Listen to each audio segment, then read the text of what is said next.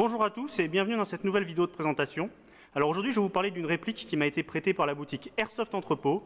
Et cette réplique, c'est... Y a quelqu'un? Bon, ça doit être dans ma tête. Alors Ah, qu'est-ce que c'est que cette merde? Eh, rends-moi ça! Rends-moi ça! Oh, reviens, je te ferai pas de mal! Reviens! Mais, reviens gamin! Si je t'attrape, je te dévisse la tête et je te... Eh bien, passons à la review de cette chose. Il y a de quoi regretter l'ancien modèle. Non, je plaisante, restez, bougez pas. Voici l'AK74N Gen 2 de chez EL. Bon, c'est autre chose visuellement.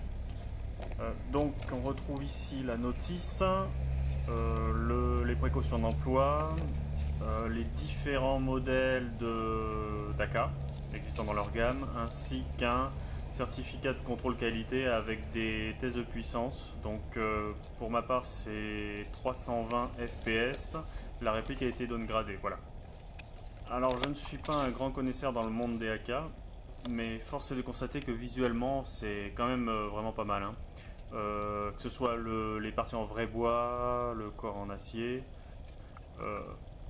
on pourrait avoir imaginé avoir affaire à une vraie arme, alors donc c'est pas le cas, mais il faut savoir que EL est à l'origine un manufacturier d'armes chinois. Bon, ceci explique cela. Donc c'est vraiment une belle machine, il n'y a rien à dire de ce côté-là. Voilà. Donc on retrouve une crosse en bois avec aucun jeu et une finition très sympathique au toucher, et la couleur aussi. Une attache de sangle, ici. À cet endroit, un emplacement pour un cleaning kit. On retrouve ici la poignée Bakelite. On a ici sur le côté une attache afin de fixer un optique russe ou un système d'attache avec rail Picatinny, vu qu'il n'y en a pas. Alors, on trouve ici un numéro de série, alors bon, peut-être est-il unique, je ne sais pas. Alors ici, le sight arrière que l'on utilise de cette manière. Le gardement de partie, et en vrai bois, donc traité comme la crosse, comme les vrais AK. À l'avant, le flash hider caractéristique de ce modèle et le front sight. Passons maintenant de l'autre côté, alors bon, pas grand chose à dire. On retrouve ici le système qui bloque la partie supérieure du garde-main. On tire sur la cuirasse pour voir apparaître le hop-up qui est de couleur rouge, une sorte de réglette. Alors le sélecteur de tir qui a la particularité pour nous autres utilisateurs d'M4 de passer de sécurité à full et de full à semi. Voilà, une particularité bien russe. Et ben voilà, on a fait le tour. Alors passons au mag maintenant. Donc voilà celui qui est fourni avec la réplique. Donc c'est un mid-cap d'environ 100 billes. Donc pas grand chose à dire sur ce mag si ce n'est le fait que j'aurais préféré le même en version métallique. Bon, ça c'est une question de goût, c'est personnel. Alors à côté de ça, la boutique Airsoft Entrepôt a eu la gentillesse de me prêter 10 mags GEP, des mid-cap 150 billes. Du coup en étant bon en match, je dirais que j'emporte au moins 1500 billes. Alors qui dit AEG dit batterie, et alors cette fois-ci j'en ai pas une mais deux.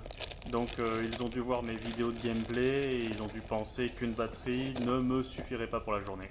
Merci. Donc la première, la voici, une Lipo Turnigy de 7,4 V 1300 mAh qui, si j'ai bien compris, n'est plus commercialisée chez eux.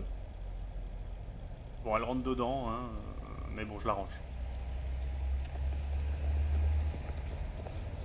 Donc voici la seconde, celle que je vais utiliser aujourd'hui, une Kipom 7,4 V 1500 mAh 25C. Bon, elle est compatible, que ce soit au niveau de la prise ou de la taille. Alors, pour l'insérer, on retire ce capot. On voit au passage le câblage et le fusible.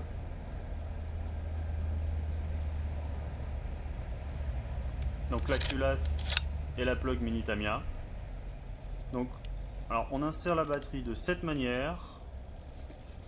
Bon, avec la caméra c'est un chouïa plus compliqué. Voilà. Donc on tient ce câble. Et on remet ou on essaye de remettre le capot. Bon. Ça gêne un peu. Hop. On fixe. Et ça bouge plus. Et donc, ça marche. Voilà, donc maintenant il me faut un organe de visée.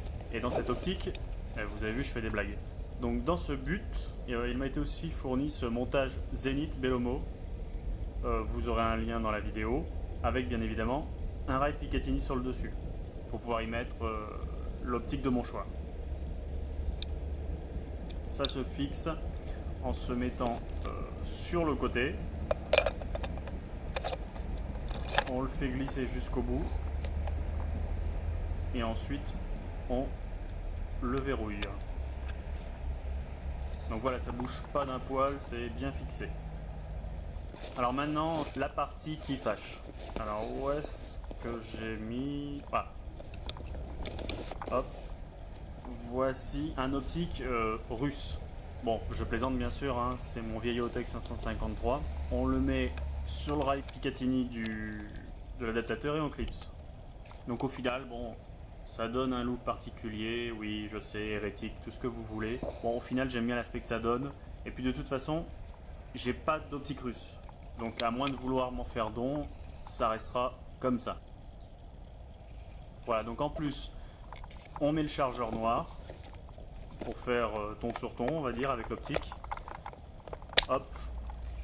Et une fois qu'on a dit ça, eh ben on va aller faire le passage chronie.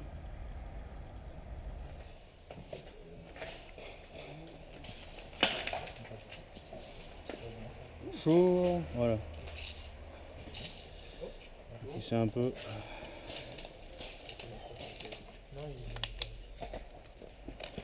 Merci.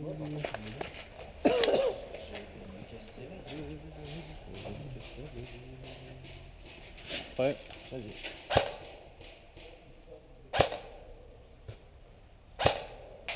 Une régularité quasi parfaite. Parfait. Merci. 5 mètres, pas de souci. PA, non. Gaz, CO2. Gaz. Pas de souci. Merci. Alors, que dire de cette réplique en jeu? Alors, qui dit acier et bois dit poids conséquent, hein. Alors, honnêtement, c'est lourd. Et je vous parle pas de tirer quelques billes dans votre jardin ou pour une courte review vidéo.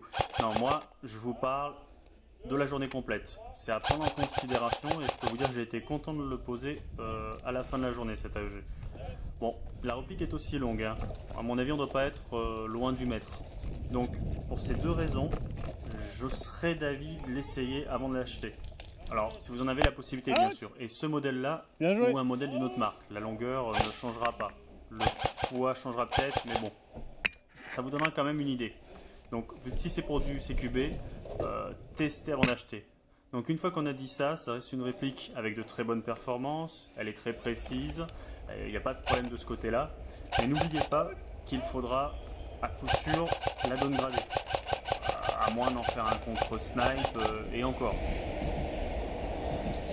Alors quelques remarques de fin de journée. Vous voyez ces mags? Vous pensez qu'ils sont pleins? Et ben en fait ils sont vides. Donc on garde une ou deux billes à l'intérieur. Bon, attention à votre gestion de mag. Vous voyez ça, vous le mettez, vous tirez pas de billes. Attention. À bon entendeur. Le système de mount, nickel, il n'a pas bougé. Il est un peu haut, mais il n'a pas bougé.